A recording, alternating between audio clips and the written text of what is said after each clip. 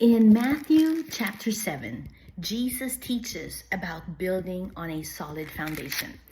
In Matthew 7, verse 24, Jesus says, "Therefore, everyone who hears these words of mine and puts them into practice is like a wise man who builds his house on the rock.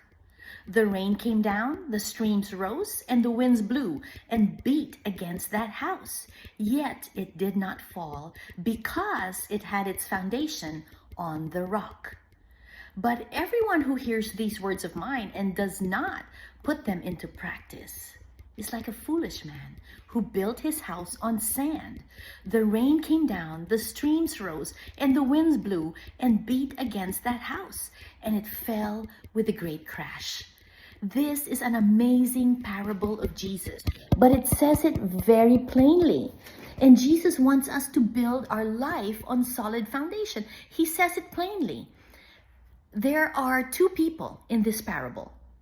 Both of them heard the words of Jesus, but they had different responses. The first man put them into practice, which means he obeyed the words of Jesus. He was considered wise. And it says there in verse 24 that his decision means that he built his house on the rock, meaning he built his life on the rock being Jesus and his words, meaning he put them into practice. The rains came down, the streams rose, and the winds blew and beat against that house. It doesn't mean that if you are obedient to Jesus' words that no trials and tribulations will come to your life. No, this man experienced rains, flood, winds blowing, storms in his life. But the house did not fall because it had its foundation on the rock. The rock is Jesus himself. It's his words, and it's the obedience to his words.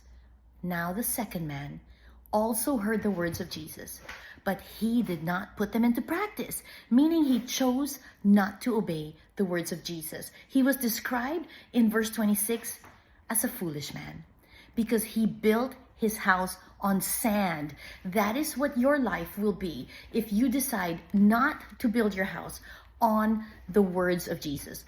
You decide not to build your house on Jesus himself, and you live life according to your own principles. The rain came, the streams rose, and the winds blew and beat against the house. It's so interesting that verse 25 and verse 27, it's exactly the same. Both people experienced exactly the same life situations. But for the first man, his house did not fall because it had its foundation on the rock. But for the second man, his life fell with a great crash. Which person do you want to be? We all are going to say we want to be the first person whose life doesn't crash when we experience trials, tribulations, and difficulties in life. If you want to be that first person, then build your life on the rock. That is Jesus, our firm foundation. Life built on Jesus and his words is unshakable.